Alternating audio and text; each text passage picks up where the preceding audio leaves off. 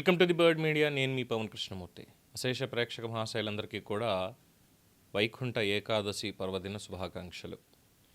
శ్రీవారిని దర్శించుకున్న Telangana CM Revanth, Telangana speaker గడ్డం ప్రసాద్, శ్రీవారి సేవలో ఏపీ హైకోర్టు జడ్జి శ్రీనివాసులు, శ్రీవారిని దర్శించుకున్న కేంద్ర మంత్రి రామ్మోహన్, శ్రీవారి సేవలో శాసనసభాపతులు అయ్యన్నపాత్రులు, రఘురామకృష్ణరాజు, శ్రీవారిని దర్శించుకున్న మంత్రులు పయ్యావుల, నిమ్మల, సత్యకుమార్, కొల్లు రవీంద్ర, కొండపల్లి, శ్రీవారిని దర్శించుకున్న చిరంజీవి కుటుంబ సభ్యులు, శ్రీవారిని దర్శించుకున్న ఎంపీ వేమిరెడ్డి దంపతులు, శ్రీవారిని దర్శించుకున్న భారత క్రికెటర్ తిలక్ వర్మ, శ్రీవారిని దర్శించుకున్న పెద్దిరెడ్డి, రోజా, మిథున్ రెడ్డి, శ్రీవారి సేవలో భారత్ బయోటెక్ ఎండి కృష్ణ ఎల్ల, మేనేజింగ్ డైరెక్టర్ సుచరిత ఎల్ల, శ్రీవారి సేవలో దేవినేని అవినాష్ దంపతులు, శ్రీవారి సేవలో వివివివివిఐపీలు. పొద్దునుంచి ఇదే వార్త ఉందండి.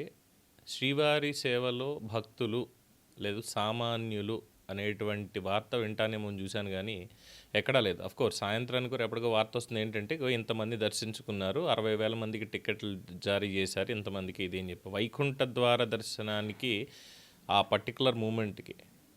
మరి నాకు అర్థం కానటువంటి విషయం, నేను ఎవరిని ప్రశ్నించాలి? ఇది డైరెక్ట్గా ఇంకా స్వామివారిని ప్రశ్నించాలేమో. ఎందుకంటే తిరుమల తిరుపతి దేవస్థానం వారు టోకెన్ సిస్టమ్ అనేది పెట్టారు.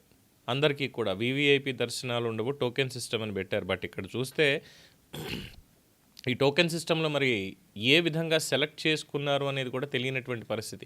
అఫ్కోర్స్ ఇది కేవలం ఈ ఒక్క ఆలయం అనే కాదు, ఎక్కడ చిన్న చితక ఆలయాలైనా సరే ఆ ఊర్లో ఒక పంచాయతీలో ఆలయం ఉందంటే ముందుగా పంచాయతీ ప్రెసిడెంటు, పంచాయతీ పూర్వ ప్రెసిడెంటు, కార్యదర్శులు ఈ టైప్లో. అంటే ఇది సామాన్య భక్తుడికి దేవుణ్ణి దగ్గర చేయాలా దూరం చేయాలా అనేటువంటి ఒక మీమాంసలో విఐపీల దర్శనాలు అన్నటువంటిది బాగా బలంగా, అందులోనూ ఒక పేరు చాలా క్లియర్గా ఇక్కడ నాకు తెలియనటువంటి అంశం, నేను ఎవరిని ప్రశ్నించాలి ఇక్కడ దీనికి? పెద్దిరెడ్డి మిథున్ రెడ్డి, పెద్దిరెడ్డి రామచంద్రారెడ్డి వీళ్ళు దర్శించుకున్నారు. సరే, రోజా వారానికి ఒకసారి 10 రోజులకోసారి దర్శనాలు ఎలా దొరుకుతున్నాయి అసలు? అందులోనూ విఐపీ దర్శనం ఎలా దొరుకుతుంది అనే దానికి సమాధానం లేనటువంటిది. అంటే ఇది అధికారంలో ఉన్నాము అనేటువంటి ఒక ప్రివిలేజ్, డబ్బు అనేటువంటి ఒక ప్రివిలేజ్ అనుకోవాలా? డబ్బు ఉంది కాబట్టి మా ఇష్టం, మేము వివిఐపి ట్రీట్మెంట్ తోటి మేము వెళ్తాం స్వామివారిని అంటే వీరందరూ వివివిఐపి భక్తులు. సామాన్యుడు వెళ్ళి ₹1 అక్కడ స్వామివారి కానుగ్గా ఇచ్చిన, ఇలాంటి వాళ్ళు వెళ్ళి ₹1,00,00,000 ఇచ్చినా పెద్ద తేడా ఏం లేదు స్వామివారి దగ్గర. కానీ ట్రీట్మెంట్లోనే ఈ విధమైనటువంటి ఒక డిస్క్రిమినేషన్ అనుకోవాలా దీన్ని? మరి దీనికి పెద్దలే సమాధానం చెప్పాలి.